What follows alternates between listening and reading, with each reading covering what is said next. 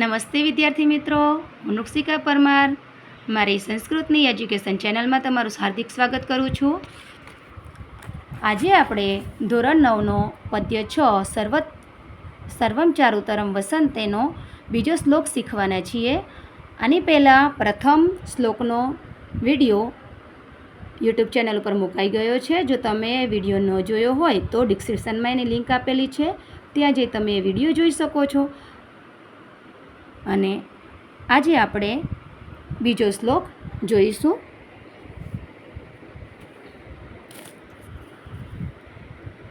બીજો શ્લોક જોઈએ.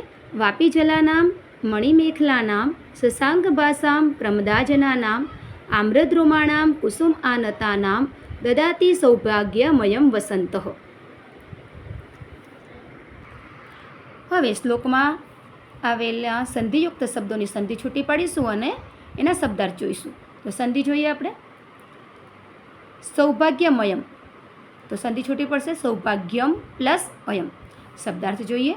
વાપી જલાનામ એટલે વાવોના પાણીને, મણિમેખલાનામ મણિયોના કંદોરા ધારણ કરેલી, શશાંક ભાસામ એટલે ચંદ્ર જેવી કાંતિવાળી, પ્રમદાજનાનામ એટલે સ્ત્રીઓને, આમ્રદ્રુમાણામ એટલે આંબાના વૃક્ષોને, કુસુમ આનતાનામ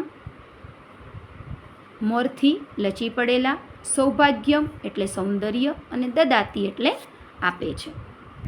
હવે આપણે બીજા શ્લોકનો અન્વય કરીશું. અન્વય કરતી વખતે આપણે ચોથી લીટીમાંથી શબ્દો પહેલાં લેવાના છે. ધ્યાન આપજો વિદ્યાર્થીઓ. અહીંયા જો સંધિ છૂટી પડી હતી સૌભાગ્યમયમ, ત્યાં સંધિ છૂટી પડી હતી સૌભાગ્યમ પ્લસ અયમ. તો અયમ શબ્દ પહેલાં લઈશું. અયમ વસંત. પછી પહેલી લીટીમાં પહેલા શબ્દ લીધો આપણે અયમ વસંત, પછી પહેલી લીટીમાં વાપી જલાનામ મણિમેખલાનામ શશાંક ભાસામ પ્રમદાજનાનામ કુસુમ આનતાનામ આમ્રદ્રુમાણામ સૌભાગ્યમ દદાતિ. પહેલા શબ્દ કયો લીધો તો આપણે અયમ. અયમ એટલે આ. વસંત હોય એટલે વસંત. આ વસંત વાપી જલાનામ એટલે વાવોના પાણીને, પછી અલ્પવિરામ કરીશું, મણિમેખલાનામ એટલે કે મણિયોના કંદોરા ધારણ કરેલી, અને શબ્દ કૌંસમાં મૂકીશું, આપણને ચ શબ્દ નથી આપ્યો, શશાંક ભાસામ એટલે ચંદ્ર જેવી કાંતિવાળી, પ્રમદાજનાનામ એટલે સ્ત્રીઓને. સ્ત્રીઓનું વર્ણન કર્યું છે કે સ્ત્રીઓ કેવી છે, તો મણિયોના કંદોરા ધારણ કરેલી અને ચંદ્ર જેવી કાંતિવાળી.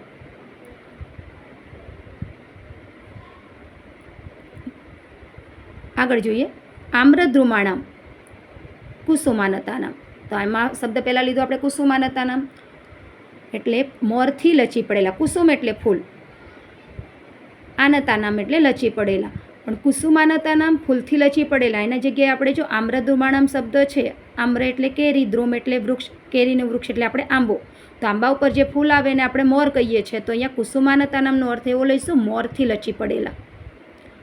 આમ્રદ્રુમાણામ એટલે આંબાના વૃક્ષોને, સૌભાગ્યમ દદાતિ, સૌભાગ્યમ એટલે સૌંદર્ય, દદાતિ એટલે આપે છે. ફરી આખું ભાષાંતર જોઈએ આખા શ્લોકનું. અયમ વસંત, આ વસંત, વાપી જલાનામ એટલે વાવોના પાણીને, મણિમેખલાનામ મણિયોના કંદોરા ધારણ કરેલી, અને શશાંક ભાસામ એટલે ચંદ્ર જેવી કાંતિવાળી, પ્રમદાજનાનામ સ્ત્રીઓને, અને કુસુમાનતાનામ એટલે મોરથી લચી પડેલા, આમ્રદ્રુમાણામ આંબાના વૃક્ષોને, સૌભાગ્યમ દદાતિ સૌંદર્ય આપે છે. આમાંથી તમને આ શ્લોકમાંથી એક ગુજરાતી પ્રશ્ન પણ પૂછાઈ શકે છે કે વસંત ઋતુ કોને કોને શું શું આપે છે. તો આ શ્લોક પ્રમાણે આપણે જવાબ લખી શકીએ કે વસંત ઋતુ વાવોના પાણીને, મણિયોના કંદોરા ધારણ કરેલી અને ચંદ્ર જેવી કાંતિવાળી સ્ત્રીઓને, અને આંબાના મોરથી લચી પડેલા આંબાના વૃક્ષોને સૌંદર્ય આપે છે.